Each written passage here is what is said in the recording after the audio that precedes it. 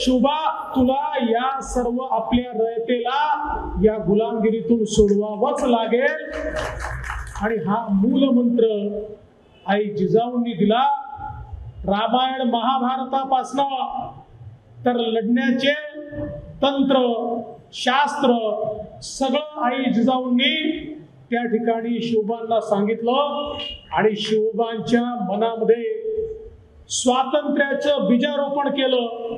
गुलामगिरीतनं बाहेर पडायचं आहे आणि त्याकरता आपलं सर्वस्व प्रदान करायचं आहे हे शिवबांनी ठरवलं. आणि अवघ्या 14व्या वर्षी शिवबांनी थोडेसे मावळे सोबत घेतले आणि त्या ठिकाणी शपथ घेतली, आता काही झालं तरी या ठिकाणी रयतेचं राज्य तयार करीन, स्वातंत्र्य मिळवेल, स्वराज्याची निर्मिती करीन.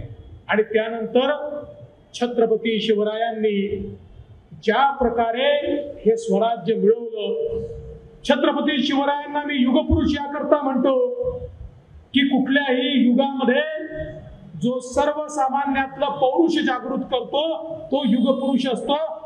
प्रभू श्रीरामांनी ते तर ईश्वर होते, कदाचित ते एकटेही रावणाला पराभूत करू शकले असते, पण असुरी शक्तीचा पराभव त्यांनी जर एकट्याने केला असता तर नवीन असुरी शक्ती तयार झाली असती, पण लढण्याची क्षमता तयार झाली नसती. आणि म्हणून प्रभू श्रीरामांनी सर्वसामान्य लोकांना सोबत घेतलं, त्यांच्यातलं पौरुष जागृत केलं, त्यांना सांगितलं की असुरी शक्तींशी तुम्ही लढू शकता. आणि त्यांच्या भरोशावर रावणाचा निपात केला आणि एक असं राज्य तयार केलं की ज्या राज्यात प्रत्येकाची वृत्ती अशी होती की असुरी शक्तीच्या विरुद्ध लढण्याची हिंमत माझी आहे. आणि हेच छत्रपती शिवरायांनी केलं. छत्रपती शिवरायांनी 12 मावळ्यातल्या 18 पगड जातींना एकत्रित केलं. छोटे छोटे समाज ज्यांनी कधीही त्या ठिकाणी विचारही केला नव्हता की आम्ही या बलाढ्य मुघलांशी लढू शकू, अशा सगळ्या समाजातल्या तरुणाईला एकत्रित करून त्यांच्यातली विजिगीषू वृत्ती जागृत करून आणि त्यांना त्या ठिकाणी सांगितलं देव देश आणि धर्मासाठी लढायचं आहे. ही लढाई कोणाला राजा बनवण्याकरता नाहीये, मी छत्रपती बनलो पाहिजे याकरता ही लढाई नाहीये, तर आपल्याला रयतेचं राज्य करायचं आहे. आणि रयतेचं राज्य करणं ही तर श्रींची इच्छा आहे आणि म्हणून आपल्याला लढायचं आहे. हे छत्रपती शिवरायांनी त्या मावळ्यांच्या मनामध्ये बिंबवलं. आणि काल परवापर्यंत सामान्य वाटणारे मावळे, कोणी शेती करणारे, कोणी बारा बलुतेदारीमध्ये आपला व्यवसाय करणारे, कोणी अलुतेदार, कोणी अतिशय सामान्य वाटणारे, अशा प्रकारचे मावळे हे तेजानी भरले, त्यांच्यात ऊर्जेचा समावेश झाला. आणि त्याच मावळ्यांनी बलाढ्य सेनेला त्या ठिकाणी पराजित केलं. आणि या गुलामगिरीतनं आपल्याला मुक्त करत छत्रपती शिवरायांच्या अधिपत्याखाली स्वराज्याची निर्मिती केली. ही निर्मिती झाली कारण आई जिजाऊ होत्या, आई जिजाऊंचे संस्कार होते, आई जिजाऊंनी ते संस्कार छत्रपती शिवरायांना दिले होते. आणि म्हणूनच आज ज्यावेळेस आई जिजाऊंचा हा पुतळा, ही प्रतिमा, हे शिल्प या ठिकाणी आपण पाहतो, त्यावेळी खऱ्या अर्थानं जी प्रेरणा आपल्याला मिळते ती प्रेरणा अत्यंत महत्वाची आहे. आज बघा इतक्या मोठ्या प्रमाणात परिवर्तन झालेलं आहे. ज्या ठिकाणी बाबराचा सेनापती मीर बाकीने प्रभू श्रीरामाचं मंदिर तोडलं होतं आणि मंदिर तोडत असताना त्याला एकच संकल्पना होती, बाबराला हे दाखवायचं होतं, अरे तुम्ही ज्या देवाला मानता त्या देवाचं मंदिर देखील आम्ही तोडू शकतो, तुमच्या देवापेक्षा देखील आम्ही बलाढ्य आहोत. अशा प्रकारचं गुलामगिरीचं एक प्रतीक हे त्या ठिकाणी बाबरी ढाच्याच्या माध्यमातून तयार झालं होतं. हा बाबरी ढाचा 1992 साली गेला, पण प्रत्येकाला वाटत होतं त्या ठिकाणी पुन्हा एकदा आमचं आराध्य दैवत रामलला आपल्या जन्मभूमीवर विराजित झाले पाहिजे, भव्य मंदिर झालं पाहिजे. आणि आज ते स्वप्न देखील पूर्ण होत आहे. आणि येत्या 22 जानेवारीला या देशाचे ऊर्जावान प्रधानमंत्री माननीय नरेंद्र मोदीजी तुमचं आणि माझं स्वप्न पूर्ण करतायत आणि रामलला पुन्हा अयोध्येत विराजित होतायत. अरे छत्रपती शिवरायांचं लोकांचं जे स्वप्न होतं ते स्वप्न देखील रामलला विराजमान झाल्यानंतर एक प्रकारे पूर्ण होणार आहे. आणि म्हणून मला खरं म्हणजे जे लोक आम्हाला प्रश्न विचारायचे, आशिषजी आपल्या सोबत होते पण आपल्याला सभेत प्रश्न विचारेंगे, मंदिर वही बनाएंगे पर तारीख नहीं बताएंगे, त्यांच्या छातीवर चढून तारीख सांगितली या 22 तारखेला.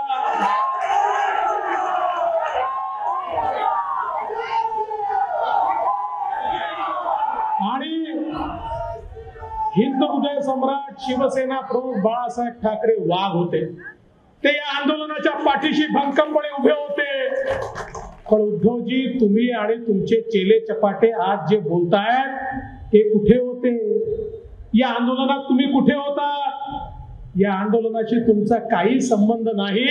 तुम्ही या आंदोलनामध्ये आले नाही, न तुम्ही कार सेवेला आले, न तुम्ही अयोध्येला आले, न तुम्ही बाबरी ढाचा पाडायला आले. यांचं हिंदुत्व भाषणापुरतं आहे. भाषणाच्या पलीकडे यांचं हिंदुत्व नाही आहे.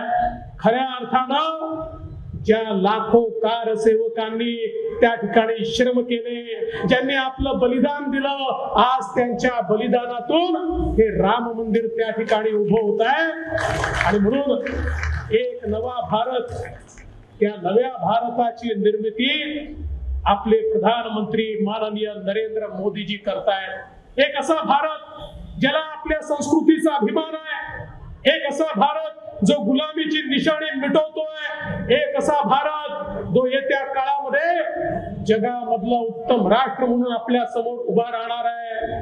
आणि बंधू भगिनींनो, हे सगळं करत असताना आपल्या सगळ्यांना माहिती आहे की आज मुंबईमध्ये आशिषजींनी सांगितलं, मुंबईतलं जे परिवर्तन आहे हे आपल्या कार्यकाळात झालेलं परिवर्तन आहे. हे मोदीजींच्या आशीर्वादामुळे झालेलं परिवर्तन आहे. आणि या परिवर्तनाचं सगळ्यात मोठं प्रतीक म्हणजे Atal Setu, trans harbour link, 22 किलोमीटरचा अटल सेतू, त्याचं उद्घाटन उद्या आमचे पंतप्रधान नरेंद्र मोदीजी करतायत. देशातला सगळ्यात मोठा सेतू मोदीजींच्या हाताने उद्घाटित होतोय. बंधू भगिनींनो, आता यांचा चेहरा उघडा झालाय. वर्षानुवर्ष यांचं राजकारण काय होतं? कुठलाही प्रकल्प स्वतः करायचा नाही आणि प्रकल्प होणार असेल तर विरोध करायचा. लोकांच्या मनात भीती तयार करायची, हे करू नका, ते करू नका, याला विरोध, त्याला विरोध. अरे कधीतरी तुम्हाला मागे वळून पाहिल्यानंतर एक तरी प्रकल्प तुमच्या नावाचा दिसेल का? मागे वळून पाहिल्यानंतर जनता तुम्हाला ज्यावेळेस विचारेल मुंबईमध्ये तुम्ही एक तरी विकासाचं काम केलं का, काय उत्तर तुम्ही देणार? हा माझा त्यांना सवाल आहे. कारण जेव्हा जेव्हा मुंबईकरांच्या हिताचे निर्णय घेण्याची वेळ होती त्यावेळी कोणाच्या तरी दबावात हे होते, कोणाचं तरी वैयक्तिक हित हे सांभाळत होते. आणि म्हणून मुंबईकरांच्या हिताचा यांनी कधीही विचार या ठिकाणी केला नाही. पण आपण सातत्याने तो विचार केला. आज आपण बघा, जे प्रकल्प आशिषजींनी सांगितले, मुंबईचं ट्रान्सफॉर्मेशन होत आहे, आमच्या मेट्रोमुळे होत आहे, आमच्या कोस्टल रोडमुळे होत आहे, आमच्या बुलेट ट्रेनमुळे होत आहे. आता तर बोरीवलीपासनं ठाण्यापर्यंत ट्विन टनेल तयार होतोय.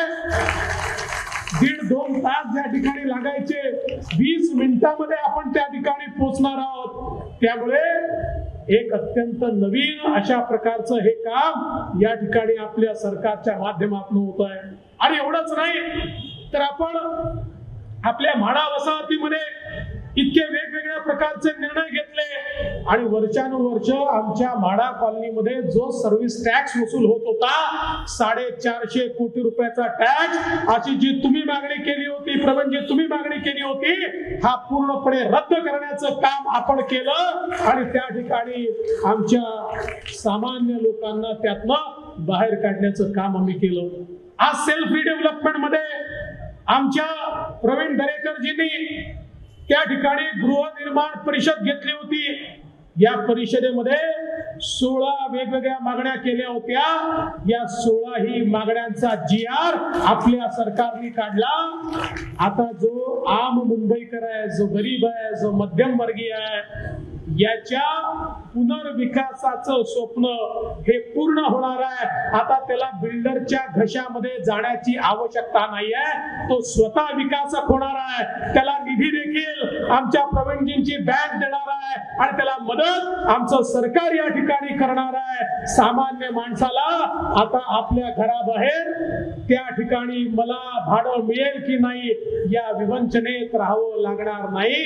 ही व्यवस्था आपण निश्चितपणे केली आहे. आणि म्हणून बंधू भगिनींनो, आज खऱ्या अर्थानं मुंबईचं हे जे काही नवीन रूप आपल्याला पाहायला मिळत आहे, अजून खूप गोष्टी होणार आहेत, खूप गोष्टी आपल्याला करायच्या आहेत. सामान्य मुंबईकराकरता काम करायचं आहे. पण हे सगळं काम होत असताना आपली संस्कृती, स्वभाषा, स्वधर्म या सगळ्या गोष्टी आपल्याला लक्षात राहायला पाहिजे.